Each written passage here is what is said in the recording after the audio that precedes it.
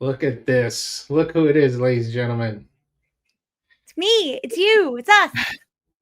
We were just talking about how it's sweater weather out there in Boston, right, Trish?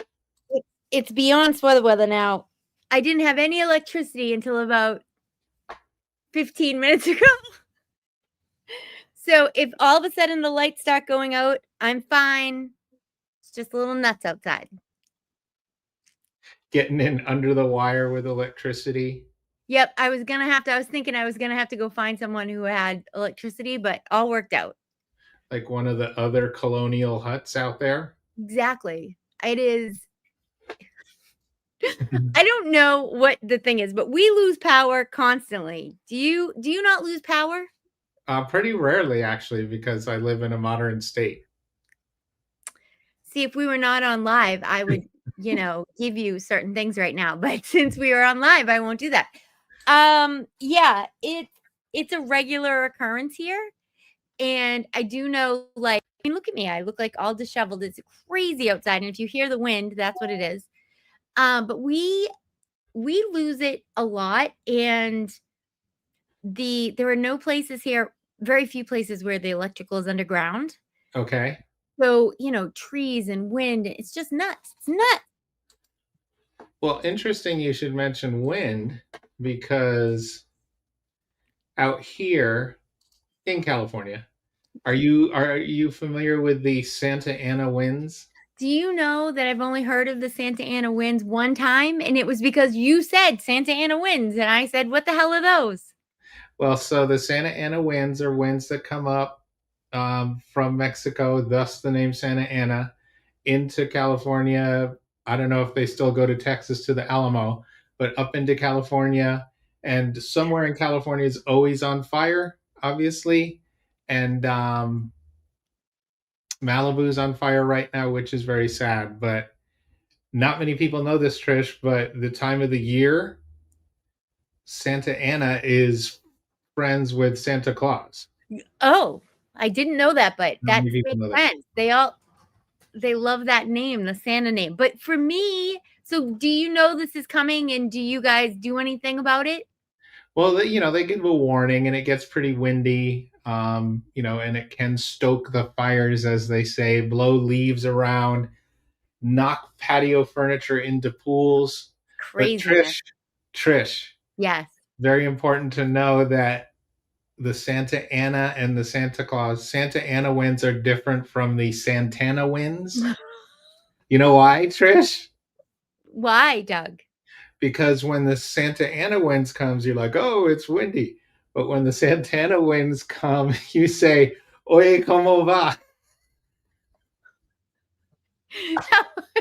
Look at you guys. This is what it's like to be friends with Doug. He's got a joke that he thinks is so funny. He can't even say it without giggling at himself. And I literally came up with that like 2 days ago. I've been dying to use it. You're lucky you haven't heard it yet. Well, I hadn't heard it. It was a good joke, Doug. Not as funny as you thought it was, but that's okay. Probably not. So And Trish and I were also lamenting about our hair. Trish is oh, windblown from the wind wind coming blown. in off the moors. And then I have this Clark Kent curl going. So it's like, look, Clark Kent, Oh, Superman. Superman. Can you tell the difference? you look like Paul, as in Paul and Faith.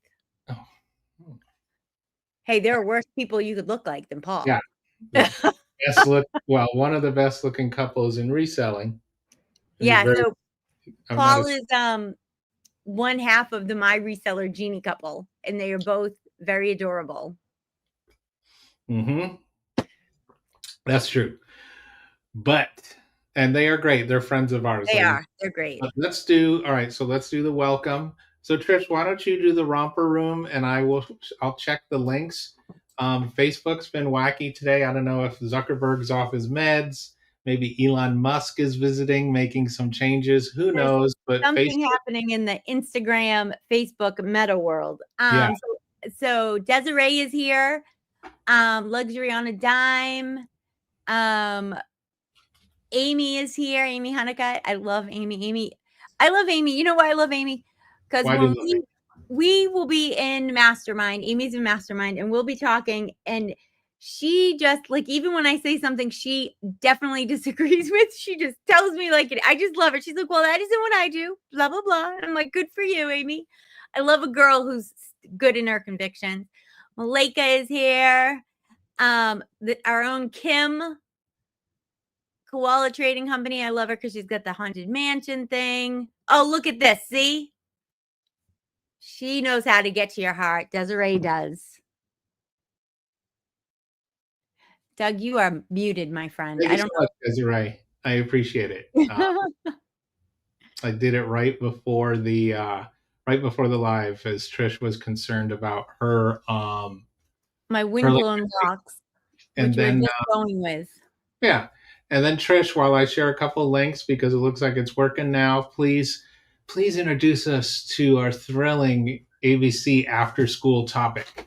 Okay, so today we are going to talk about pricing strategies to maximize sales.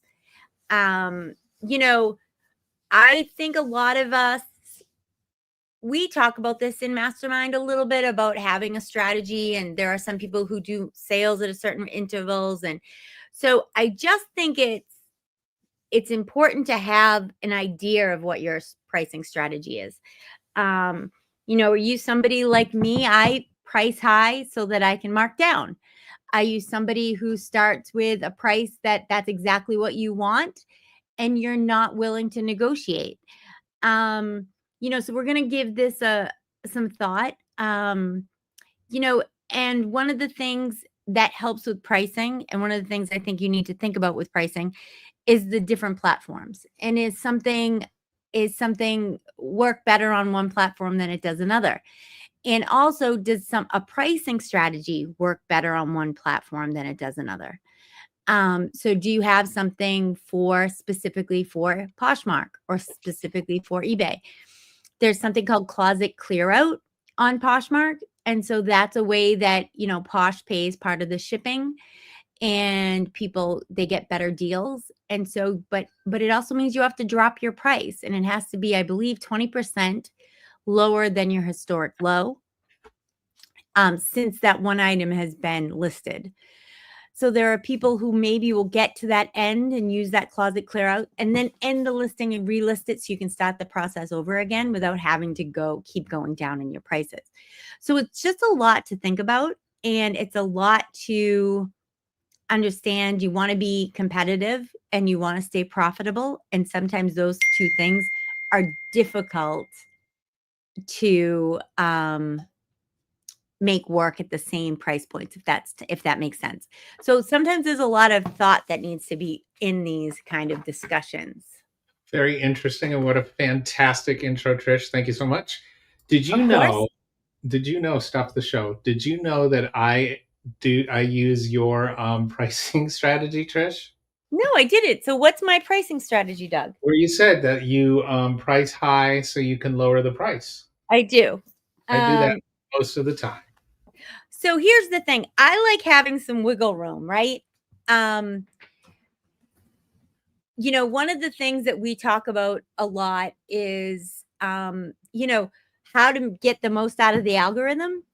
And one of the things that I believe the algorithm helps with is if you do all the things. So you're offering best offer, like you have best offer on your items. So, but with best offer, a lot of people feel like, well, I'm already running a sale, so I don't want to have best offer. But I still think you need to, even when you're running a sale, have best offer on, but have enough wiggle room so you can still negotiate. I think it's important. Yeah, no, I agree. And we're touching on the marketplaces from my perspective, Trish. Yeah. I like that idea. You and I got to talk about me getting a store again on eBay. We talked about that yesterday. There are a couple tools that I really like.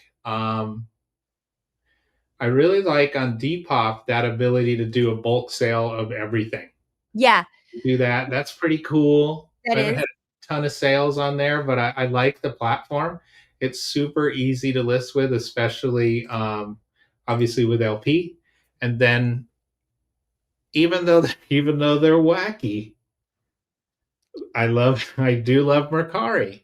Macari, man, it's an interesting thing. So let's not change the subject, but I'd love to know, just out of curiosity, what your thought is on the Macari, the new thing. So Macari, it announced either yesterday or the day before Yeah, that they are now going back to selling fees. So as many people here know, they took away all their selling fees and it was free for us to list on there, but now they're going back. And yeah. so January 6th, they're going back to, I believe it's 10% across the board and 3.65% for sellers, I believe. What do you think about that, I Doug? think so. So it's interesting. I mean, I think it's a double-edged sword. On one hand, it shows that they're listening. I guess they're listening to the community. The buyers maybe didn't like it. They probably saw revenue go down. Poshmark recently kind of did something the same way. They rolled something back. They listened to the Right. community. Yep. What I really liked about the way Poshmark did it, though, is Manish came out and he basically said, "Hey, we listened to the community. Yep. You guys didn't like it. Mia So Copa. huh? Mia Copa.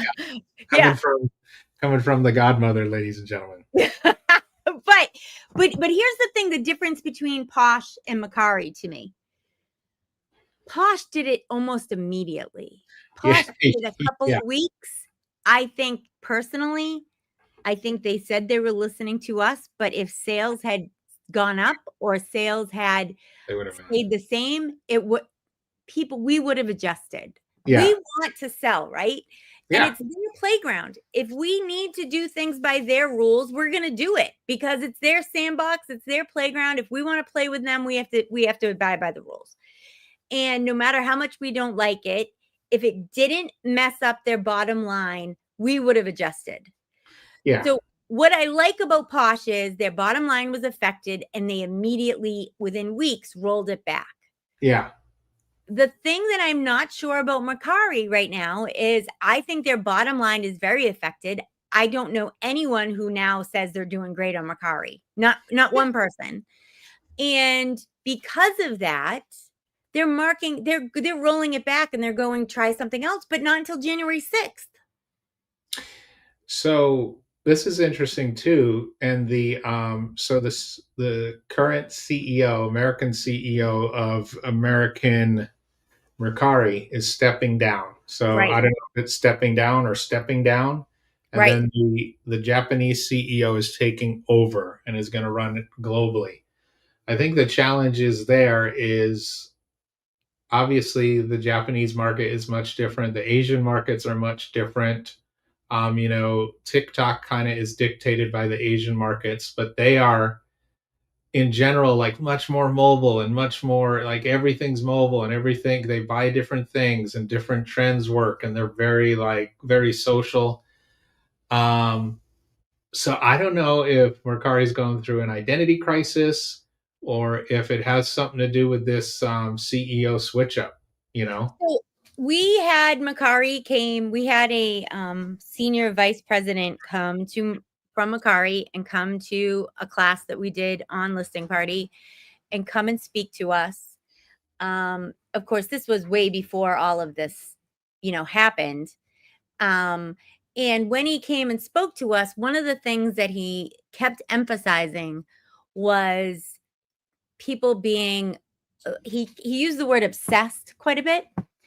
And about buyers that are like obsessed with something, like they're obsessed with a category or they're a collector, they're an obsessive.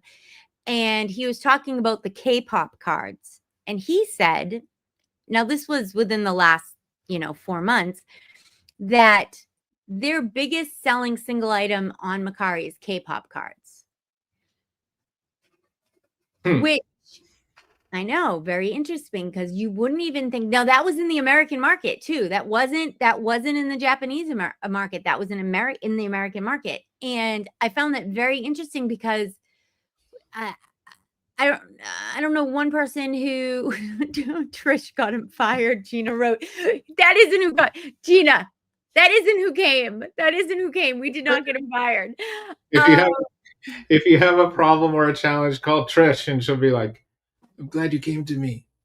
I will do this one favor for you, but at one day I will be expecting this day may never come, and it could be unexpected. But I will ask you for a favor as well. Oh, that But was what funny. is K-pop? Is that the coffee pods or is that the Japanese boy band? Neither of those. The Korean K-pop, Korean pop bands. So, like, Blackpink, um, I can think of another one. I know Uh-huh. more than one. Blackpink is the only one that really popped into my head at the moment. Um, and there's multiple. So K-pop is a musical genre. Correct. K-pop's a musical genre, and it has gotten big. You know, my daughter is 32, and she has 2 friends who are obsessed with K-pop bands, and they, like, go to concerts. Not my daughter just rolls her eyes at them, but I see them on Facebook going to these concerts and these K-pop things, and so K-pop is a genre of music that I think really is big with, like, teens and tweens, tween girls specifically, Like me. um, and maybe Doug, but he said that that was their biggest single selling thing on Macari was these K-pop cards. And when he said it in Mastermind, I thought to myself, what? Like, what?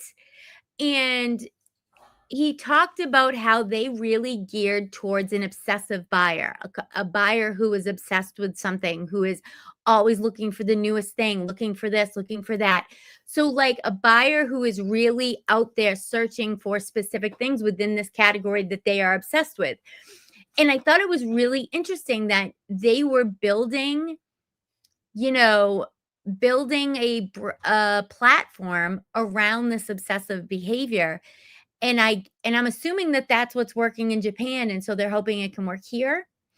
Um, Another thing that was interesting that came out of that discussion with him was he said to me, "I'm looking to talk to big sellers." And I said, "Okay, what's a big seller?" And he said, "Well, what do you mean?" And I said, "Well, how much money do they need to be making or how many listings do they need to have to be a big seller?" And he said, "Well, I don't know. What do you think? 100 listings?" 100 listings, dude? That's me. Like, that's minuscule, and so I said to him that I thought it had to be closer for a big, I mean, if we're talking what I would say a traditional big seller, I mean, I think you can do it money-wise or you can do it listing-wise, right? I mean, if Yeah. you're selling cars, you don't have to have 10, you don't have to have 10,000 on, but there you go. What's their name? They are Getty Images. TXT. TXT, ladies and gentlemen. And there was a big thing. You don't remember this? They all got deferred to go to because you have to do military service in Korea. And one guy got deferred and then he had to go in and all the girls, there was weeping going on in Korea for this kid. No? Okay. Now, Anyway. let me tell you though, Yeah. Trish, the king, Yeah. They wept when he went in. they wept when he went in, and Elvis probably had a little, a little bit of it easy, but he did his time, Trish. He did his time. Kid, I have to plug this in because of the power was out. I'm losing power. So I Okay, you're losing apologize. I'll be focus. right back. But the king did his time, and then you know who else did their time is Martha Stewart. She went in there and she kept her mouth shut. Not in the military, in prison. Did you watch that? Which one? The documentary about Martha. No, I just heard. I'm quoting Snoop. Snoop Yeah, I Dogg. know.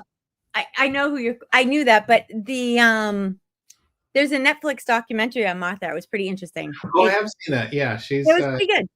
interesting lady. It was a little But, nutty. and then it's kind of like that's your number one selling item, and you guys want to put that out there. Maybe you want to No, say but laptops or something. no, it was, and he's so the 100, so I said it maybe needed to be closer to 5,000 or above, and he's like Yeah, 5,000. I just don't. I think that in Korea, I think in Japan, from the research that I've done, it's really more like Craigslist, for lack of a better terminology, or marketplace, where people will sell things that like they have. Like I want to get rid of this bed, or I want to get rid of this couch, or I want to get rid of, I'm not going to collect K-pop cards anymore. So I'm just going to get rid of them. And they're not, oh, thank you. It's BT. Yeah. Is that the big one? Kim, BTS? I don't know why it's escaping me. Wait, BTK is the bound I know tie that's why she was being funny. I think it is BTK or BTS or something. Anyways, killer. I think it's an interesting thing. And I think that Mercari is not really built for us. It's not built for people who think of themselves as resellers. They don't think of, it's built for people who are kind of, collectors or in a niche or whatever. And so it'll be interesting to see with the change in leadership, if maybe they walk that back a little and they now try to cater to a more professional seller. Because I mean, eBay certainly gives favor to sellers who are professional sellers comparatively to the hobbyists, I think. Yeah. There is, we get certain breaks, we get to do things, we have stores, we get breaks on fees, we have better access to all the things. And I think that to be able to run sales and to be able to have analytics and stuff, and I hope that Mercari goes in that direction. I hope that Mercari kind of starts to make the platform a little bit more friendly for a professional seller, but I think only time will tell.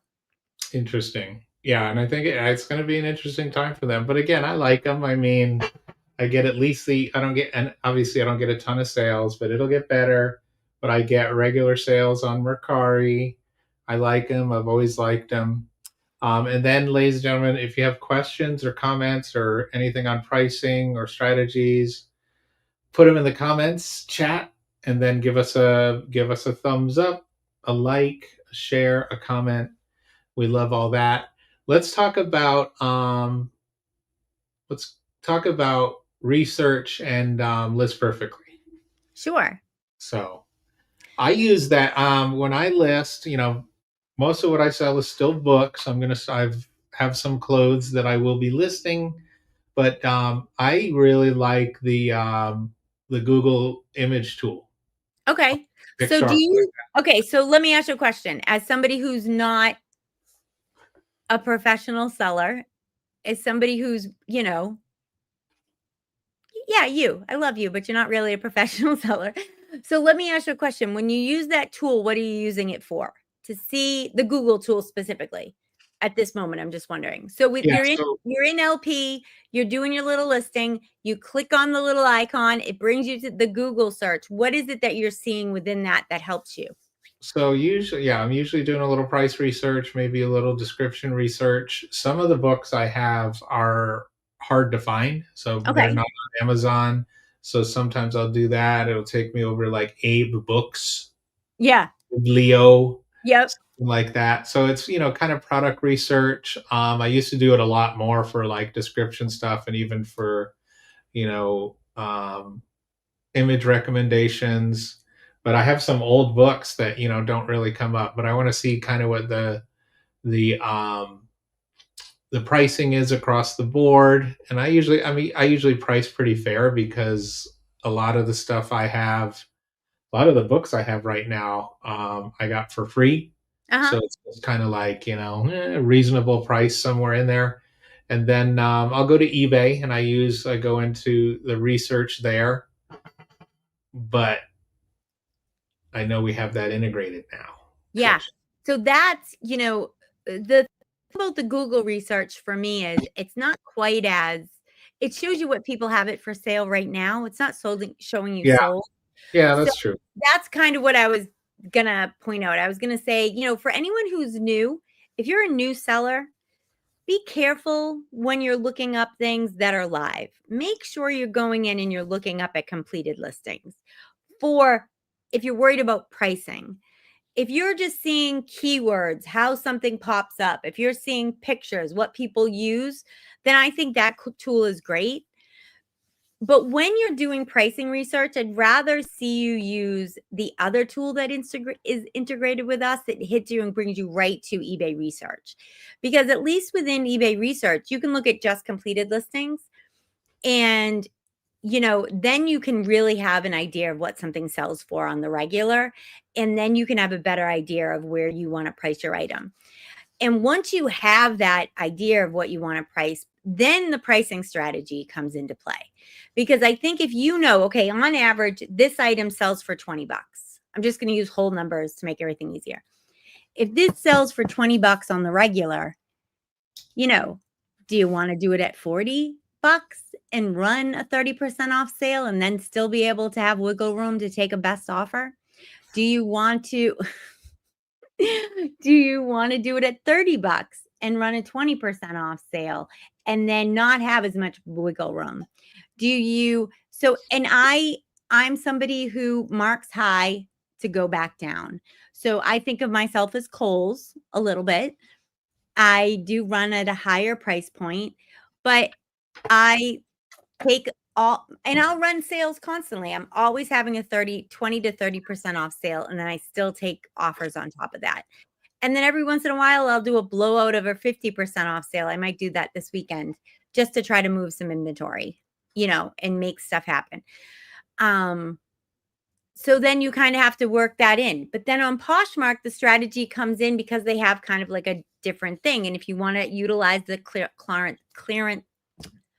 closet clear out, evidently I couldn't say that today. If you want to utilize that, then you have to remember that you're going to have to go under your historic low. So then the delist relist comes in. So there's a lot of layers to all of this. There's always something to do. I was talking to Teresa about that the other day. Even at my level, there's always something to do, man. Yeah, absolutely.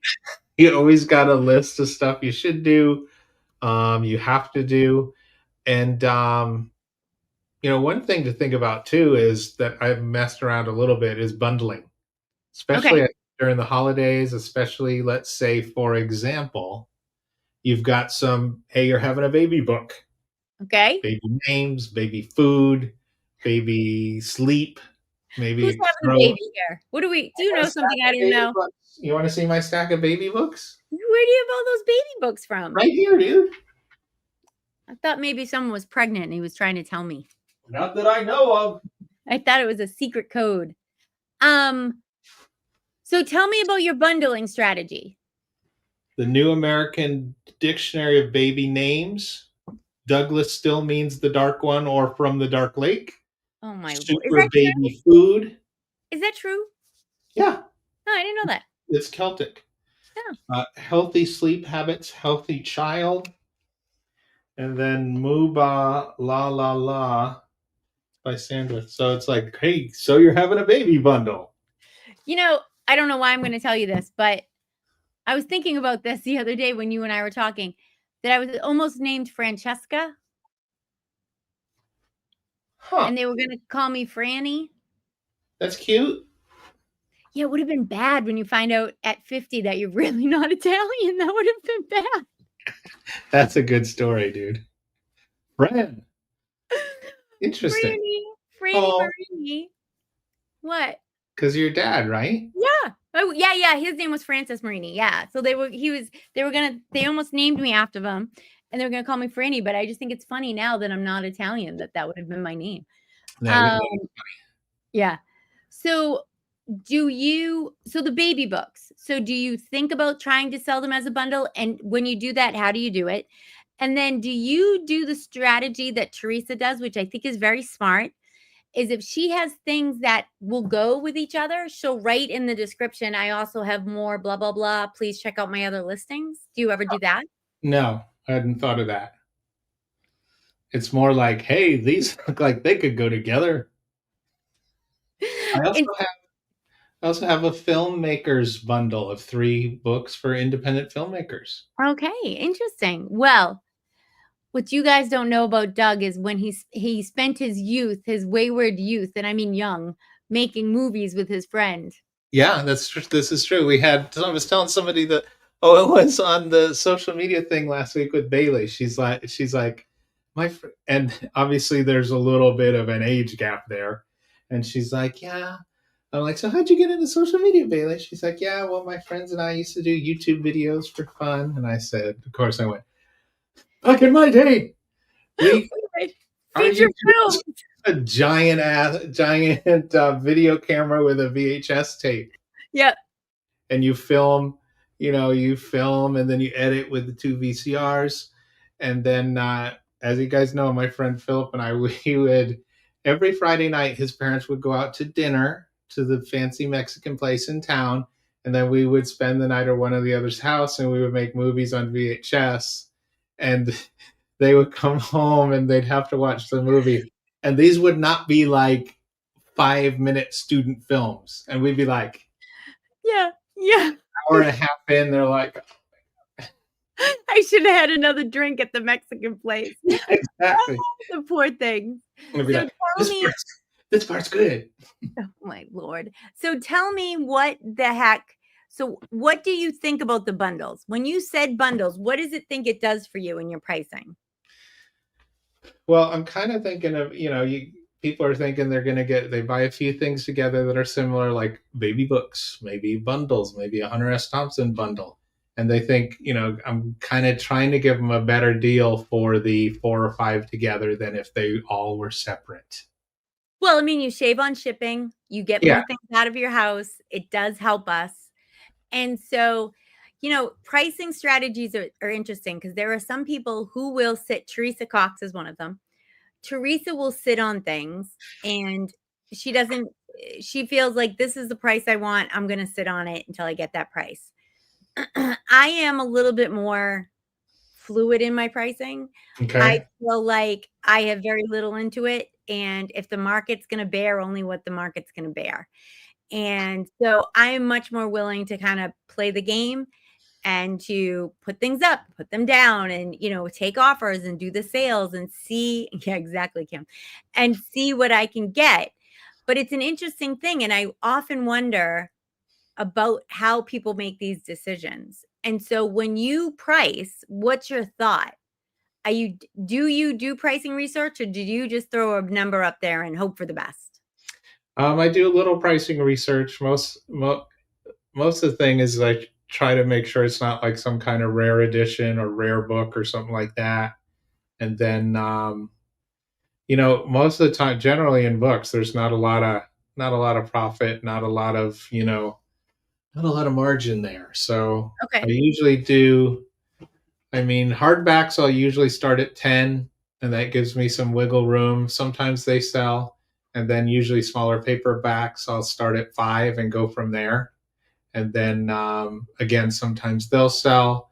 Trade paperbacks $8, but let's say I've got 4 trades and I'm going to put them together. Uh, I'd probably do start them at 15 or 20. Okay. And this is plus shipping, right? Yeah, plus shipping. And do you ever make any money off of the shipping? So how do you think about that? A little bit, but one of the things I really like about books is media mail is cheap. Right. And sometimes it takes them longer to get there, but generally, you can ship a book easily for $4. Yeah, books is an interesting thing because media mail really changes the game. Yeah. Media mail, you could even mark them up a little bit and do free shipping because free media mail shipping because Yeah. there's profitability there. Because the prices for shipping are getting to the point now. We talked about this morning in Mastermind. Shipping prices are getting to the point where it's difficult to do free shipping. My business model until this year was free shipping. And it definitely gave me a competitive edge because I had free shipping. And if you do free shipping, you will most of the time show up higher in search, especially on eBay. Yeah. And eBay really wants you to do free shipping. And so they kind of pushed it a little, and I did it for a long time. And for me, the problem was it just became cost prohibitive. The postal service keeps going up and up and up, and I get it. Everything goes up. The problem is I'm selling a used freaking shirt. It's only worth what somebody's willing to pay for it, and it's usually not that much because it's a used shirt.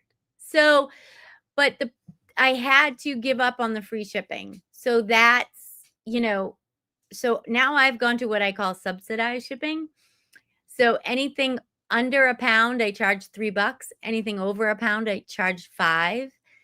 Um, so I am not making money on the shipping. So that's why I was just wondering how Yeah. you, yeah.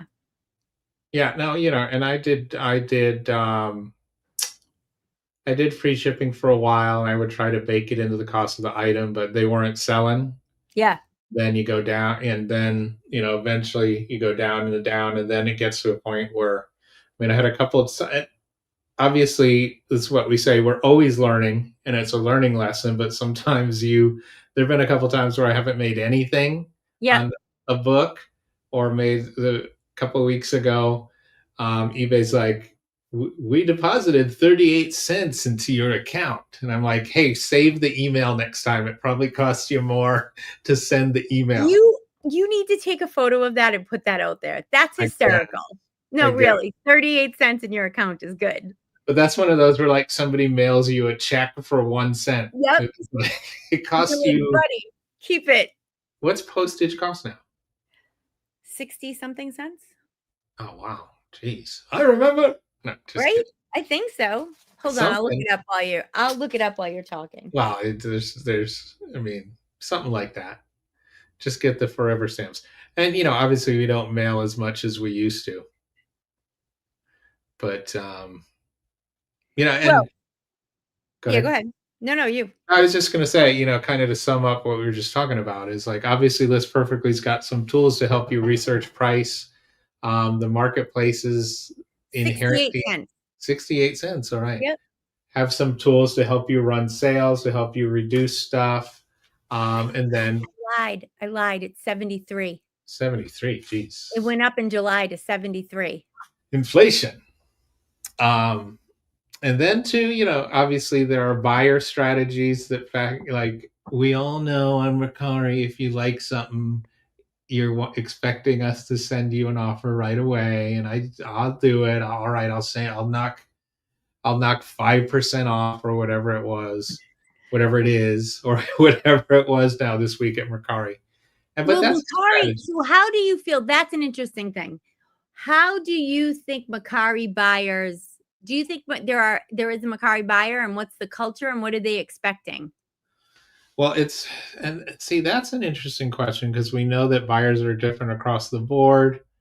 Which is, it's true, and you wouldn't think it would be, because you would think that, because it does, we all have had this happen, that somebody sees something on one platform that you have, and they either want it, buy more than one, and you only have one, it's just up on multiple platforms.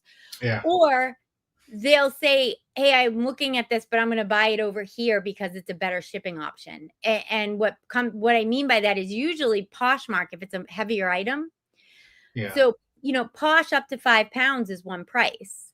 So boots, a heavy coat, a heavy leather bag, sometimes those are better to ship on Posh than they would be to ship on your own. So we've all had that, but I'm wondering, do you think like there is a certain Mercari buyer, a certain eBayer, a certain Poshmark in general? I think to a degree, because it's said that people will spend more on Poshmark for clothes, and the age demographics. I think Mercari is a younger buyer. I think Depop is a younger buyer, more into fashion. But I do see a lot of like nichey collectible stuff on Mercari, and they've got internal search challenges. They've got things they need to work on, but I am a fan of Mercari. I'll always be an e-boy, but I am a fan of Mercari. So An e-boy, is that kind of like a K-pop boy? Is it? Wait. exactly, it is. They sell cards of me and lay them upon their bed sheets. And they all do this. That's right. What is that? That's called something. It is. I think it's is it a smile, supposedly? I couldn't tell you. Yeah, K-pop, it's an interesting thing. It's an interesting phenomenon. I was into K-pop when it was called Duran, ladies and gentlemen. They're all correcting me. I think I need my glasses aren't strong enough because they're Gina and Desiree are saying that the oh no, 73. Okay, good. That's what I said. I was like, I thought I read 73, and then Gina and Desiree both said 72. I was like, maybe I'm losing my mind. Well, I am, but hopefully That is true. That is I'm true. waiting for my glasses to come in so I can see better. Your new glasses. What color My are the new frames? glasses. I think I bought a black pair, a red pair, and something else. I bought 3 pairs. Hey, there you go, there, Elton. I don't remember what I bought. Rolling on Duran, Malika said. It's like texting my son. I have to Google what rolling is. Is it good? Is it bad? I said So, something the other day, and he responded back, "Dub." And I'm dub? like, "Yeah, What does dub mean?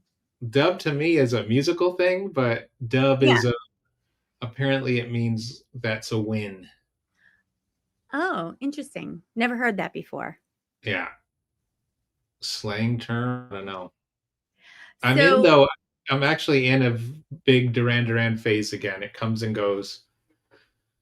So there you go. so let's talk about cross posting. Yes. So with List Perfectly, of course, cross posting is much easier than if we were doing it by ourselves. And it's a good thing because I wouldn't do it otherwise. And what about pricing through there? Do you decide when you cross post what the prices are going to be, like what differences they're going to be, or do you do one price across the board? I'm just kind of wondering. Stop the show, Trish.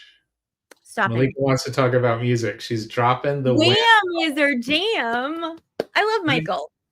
I go back to even Bad Boys. Do, do, do, do, do, do, do, do, Bad Boys. Hey, at least he didn't sing The Girl from Impanita. He did in a meeting today. He literally started singing it in a group meeting today for Liz Perfectly. He started singing The Girl from Impanita. We're in a Impanema.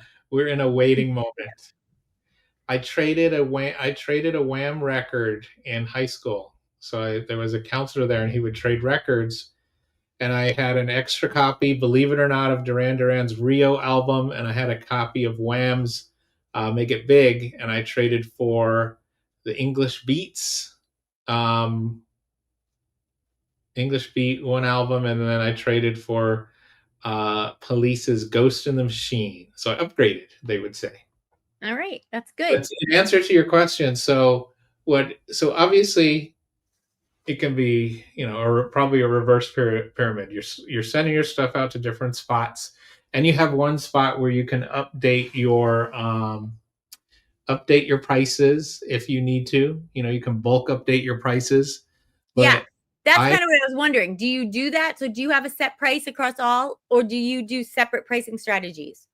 I mean, again, in my head, there's a guide like $3 to $5 for little paperbacks, 5 to 8 for trade paperbacks, usually 10 for normal hardbacks. If they're more, up from there. If it's rarer, up from there.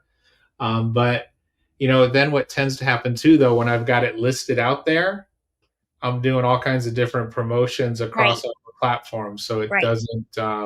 It doesn't stay. doesn't stay with the pricing that's in List Perfectly. Yeah. And so, and I think that's what kind of why you need to build yourself in some wiggle room. Yeah, I think All that's of a good these strategy. platforms have ways that they want you to do things, right? Macari has that automatic thing that they now want, then they have dynamic pricing, and then they also, and then list, Poshmark does the closet clear out, so they want you to go down a certain way. And then eBay has all of the coupons and the promotions, and they have all the things, and those are stackable. So if I'm running a sale and I have promotions on and I have a coupon out, those 3 things can all work against me. I could have all 3 on one sale. So you have to make sure that you're being careful about that. And the one thing that I would say is give yourself enough wiggle room. And this comes up quite a bit in Mastermind about best offer. And there is a segment of the people that I speak to on a regular basis who get annoyed buy the offers, right? They feel like I'm already running a sale. Why are you sending me this offer? Yeah. And my thought is, you always want to have best offer on because eBay is going to push you up higher in search for having best offer. Yeah. They reward you for having best offer. And the second thing is, it opens the conversation because some people are just throwing out a low number to see what you're going to do. Bill said we give ourselves 30% to play with. Yeah, I agree, Bill. I think you need to build in a certain amount to be able to, Yeah. wheel and deal, as my dear father used to say. Well, what do you feel about pricing from like the psychological perspective, where the Interesting. stance that if it's too low, it's Something's counterfeit, wrong with it. what's Yeah. wrong with it, or if it's too high, they don't know what they're doing, or Yeah. something like that. Um, Teresa does this example where she'll talk about a yellow necklace from the 80s that I think was hers, or the 90s that was hers, and she talks about it and she puts it up for sale for, let's say, $49.99. And somebody else will sell the same necklace for $12. And she thinks it's like a perceived value. So that her necklace looks like it's more expensive. It, yeah, has and so she talks about perceived value a lot. T does. I personally, Malika, will you tell us a little bit, what do you mean about what's the issue? What part of it? For me, the perceived value I think does come into play, but maybe not that extreme. Um, I think most people are pretty savvy shoppers now. I don't think it's the same as going into your local store where we used to do like $9.99, so you'd be under the $10, or $19.99, so you'd be under the 20. I am not sure psychologically how much that matters at the moment. What I think matters is the perception of that you're getting a deal, that yeah, you're going to come out ahead because you could spend more money on this. Um Especially in the used market. Now, luxury goods are completely different. Used luxury goods, some of those are worth more than they ever were in the Louis Vuitton store, right? Because some things have gone up in value, or that you can't get them anymore. So there is caveats to these things. yeah. But when I list Uggs at $70 versus 100, most people question if they're authentic. I got them at 8 each, so I have a lot of room, but they perceive them as fake. So that's interesting, Malika. So are most of them, do you sell them at 100 at a faster rate than if you sold them at 70? And if you do the 100 and then take best offer, would that work? Would somebody then offer you 70 and feel like they were getting, like, this is terrible, but like one up on you, if so to speak? Do you know what I'm saying? Like, I really think sometimes we just need to play the game with them. Um, Interesting. Yay, Jason All right. says, see y'all Jason's at Boss. Yay. Jason's in Santee. If it's Santee, California, that's a bit south of me. Oh, here's some suggestions. Let's see. A list at 87. Yes, I never get Huh. offers. I sell at 100 versus 70. Gina wants to go to Boss as well. I think, I don't know for sure. I have no inside info, but I think every once in a while, free tickets are given away. So keep an eye out for that. Yeah, there'll definitely be some given, I believe, And that's obviously time for plugs, ladies and gentlemen. Today's episode is brought to you by Boss Reseller Remix, March 10th to 13th, 2025, in fabulous Las Vegas, Nevada. And we of course want everyone to go. Doug and I will be there. Clara will be there. Dana will be there. Our own Teresa Cox is one of the owners of Boss Reseller Remix. So it's Teresa, Vicky, and Katie. The three of them own it together. And there are some really great speakers this year. Our own Susie Eads is a speaker this year, and our own Kat the Nurse Flipper is speaking this year.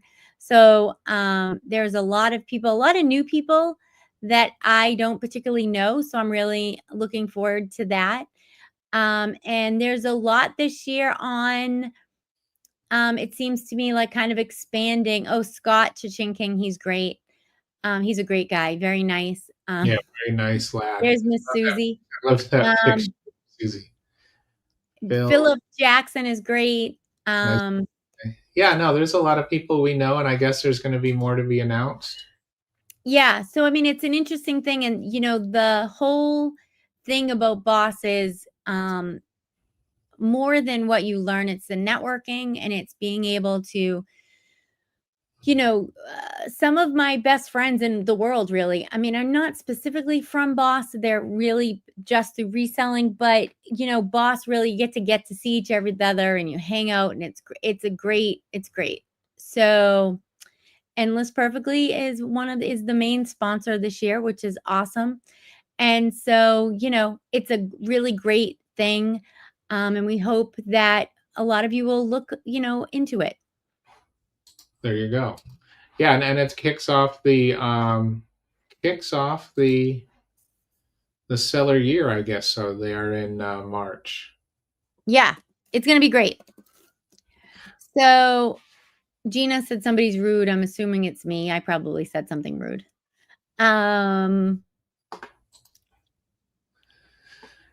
The other thing, though, is do your research, see what works, see what's going across the board. And Trish did make a good, important point: is make sure you're looking at what is selling, what has sold.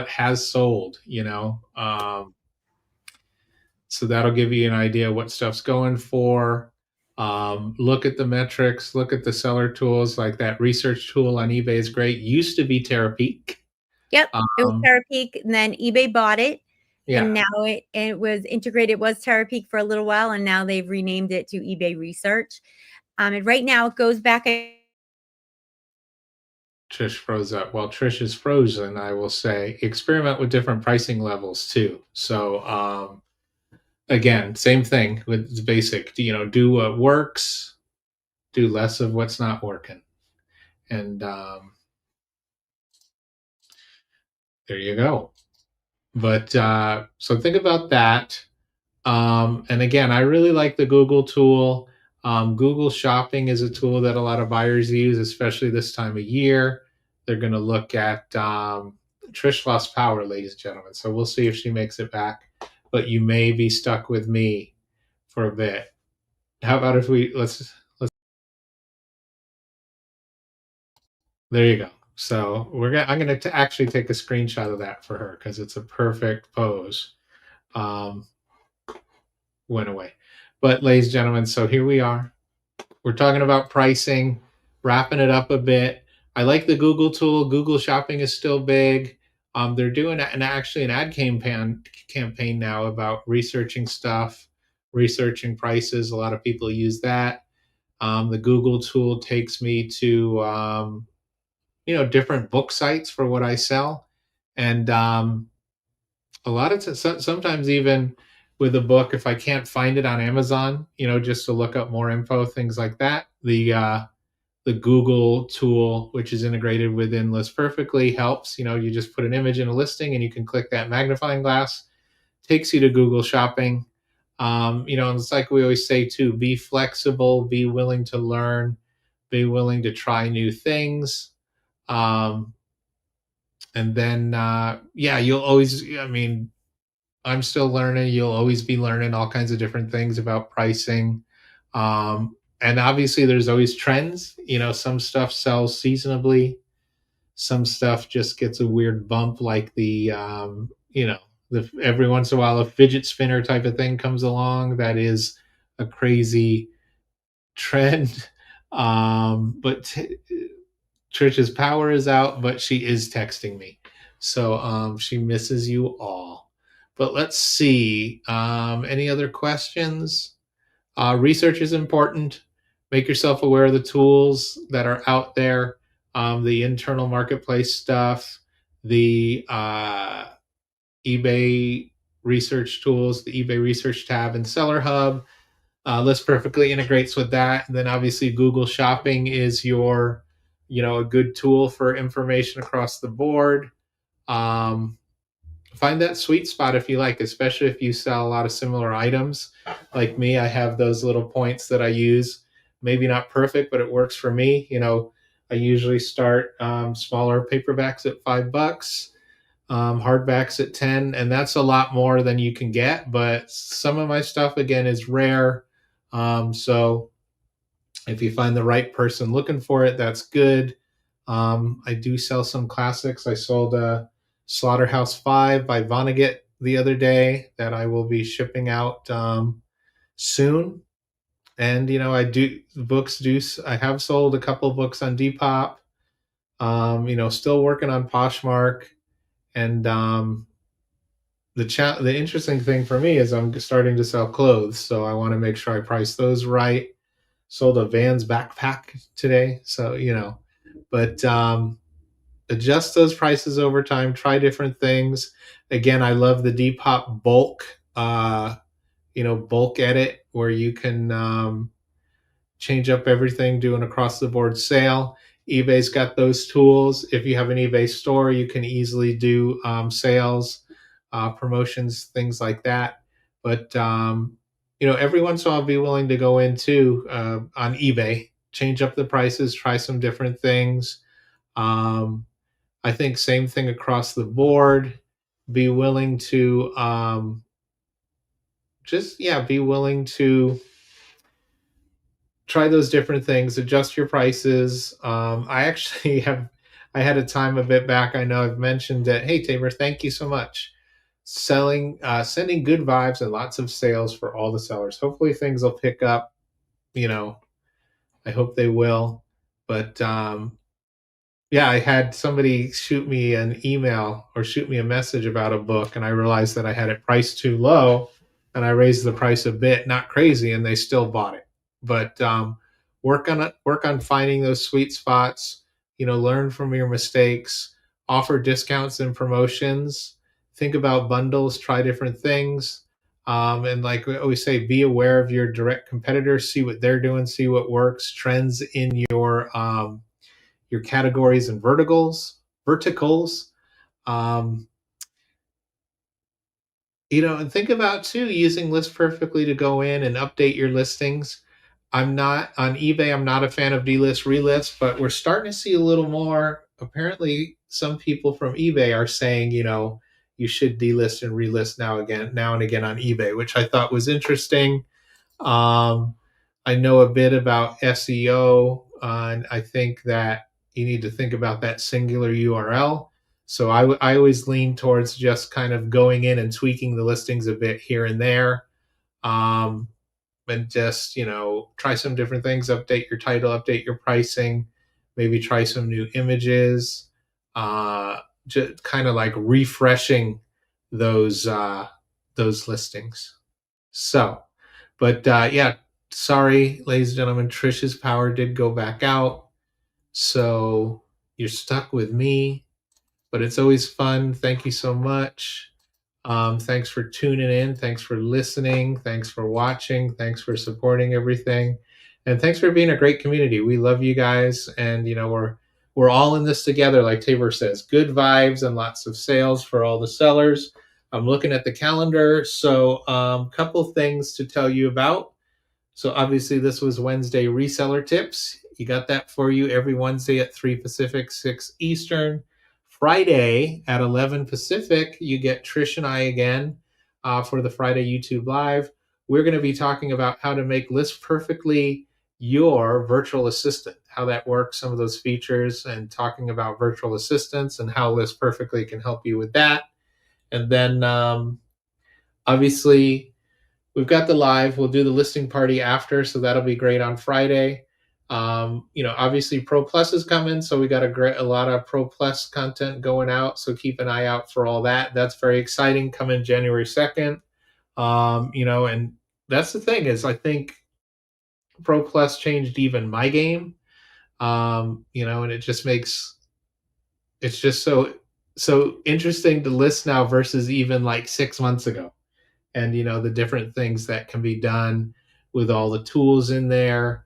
From barcode scanner, obviously listing assistant, express lister, um, going back and forth between mobile and desktop, all that. It's just really a game changer. And think about in these pricing strategies too, that bulk editor is going to save you a ton of time. Think about that: bulk edits, bulk changes, bulk pricing changes, and then just I think it comes back to always learning, always being open, and trying new things. But thanks everybody for coming. I always enjoy this. Always enjoy being here. Gina, good night. Good night, everybody. Good evening. Happy dinners to you all. And then hopefully I will see you Friday. All right. Thanks so much, everyone. See you next time.